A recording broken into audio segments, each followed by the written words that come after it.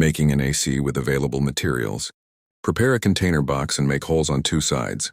Attach a used computer fan to one of the holes on the container, securing it with plastic glue.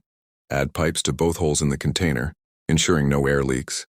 Place a steam-generating device inside the container and fill the container with ice and natural, scent-producing materials like tea leaves, lemon, and so on. Turn on the device and the portable AC is ready to use.